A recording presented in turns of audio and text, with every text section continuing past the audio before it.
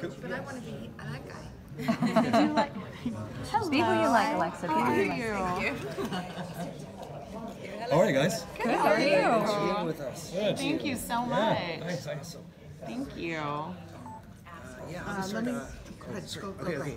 Phil Molnar, I'm from the San Diego Union Tribune. I was wondering, so the end of season 3 sort of ended with war being avoided. Season 2. Season 2 ended with like war being avoided and almost like a peace coming. What can we expect for season 3? Is it going to be on the brink of war again? Alexa's really good at talking about it. Okay. Yeah, you just laid it out. I heard you. Lay it out. You can do it. You know, this season is very much focused on the resistance and this sort of uprising of an attempt to ultimately stop what would be a complete supremacy, which is what the Nazis are trying to accomplish in our 3rd season. And there are several of us who are dead set on stopping. I wonder too, just a quick follow-up, and I'll be done. Your sister showed up at the end of last season. So are we going to see sort of like a buddy team up with you two? Is she going to be like in every scene, like as prominent as you? Or? I can't tell you that. But it's an important aspect, really, because if nothing else, Trudy is a representation of what is possible.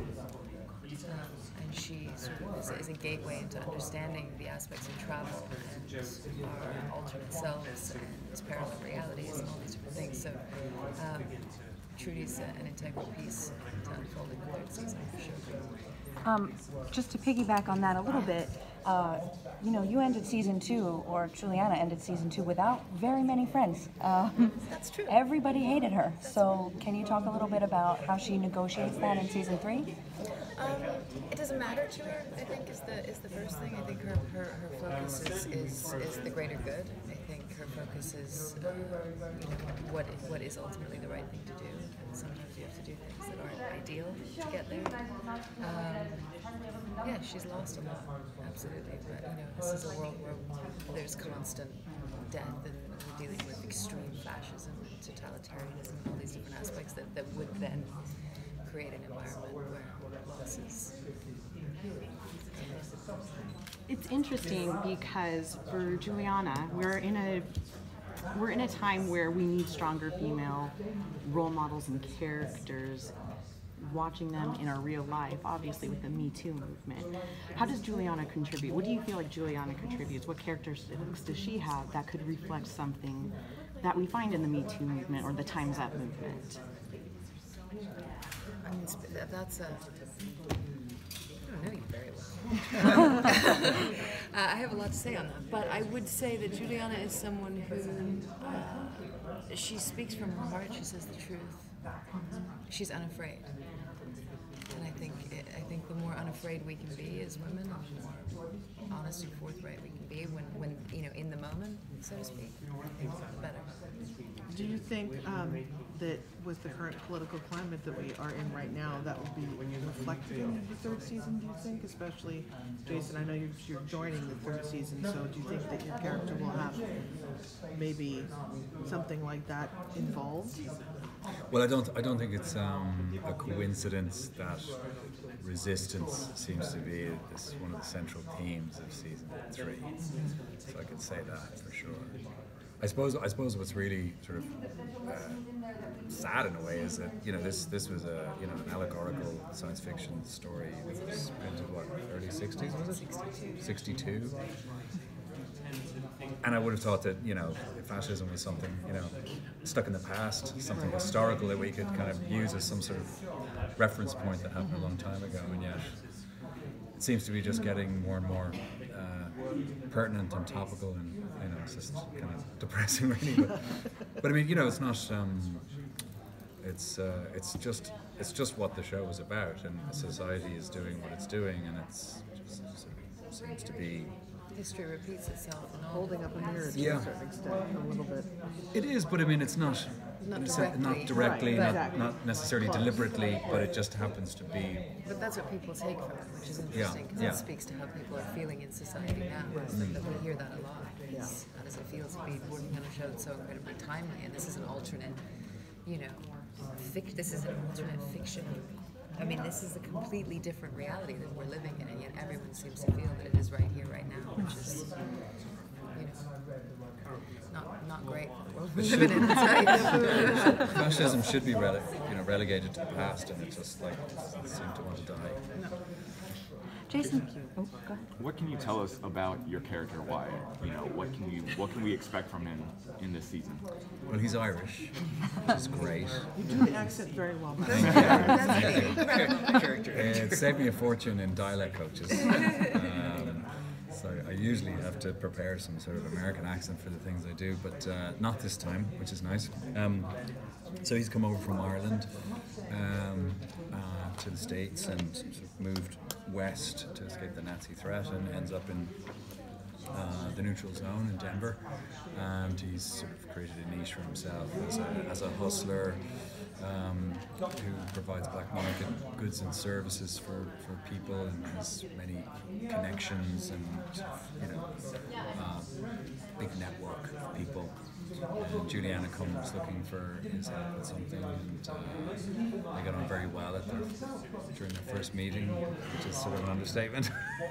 They got on extremely well, Wartime, crazy things. Yeah. But they have a sort of a meeting of minds in a big scene in the first episode, which was also my first day on the season, and it was like, wow, no pressure. But Alexa was amazing, and I just love doing scenes with Alexa. Great time. I've actually been a fan of yours since Berkeley Square, which Oh goes my back a God. long way. That's like over 20 years ago. I know. So I followed your career ever since, and I love the fact that you have such a diverse repertoire underneath your IMDb. And I think this is something I don't think you've done before, as far as I know, from memory.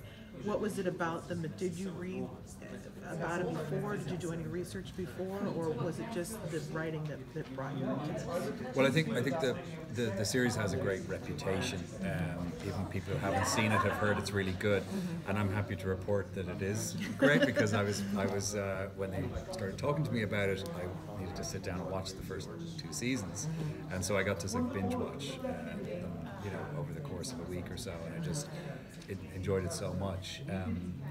I was intrigued because I didn't know how my character was going to fit into that world, and it did seem strange to me somehow. I don't know, having watched the show and been a fan of it, like to suddenly kind of be in it was slightly overwhelming at times, and the utmost respect for the actors, and also just the way it looks and feels. It's I don't think there's anything quite like it on television. So it really was a thrill to be a part of it. And of course, when I had my meeting with them and they talked about Wyatt being Irish, and I jumped at it. I didn't hesitate.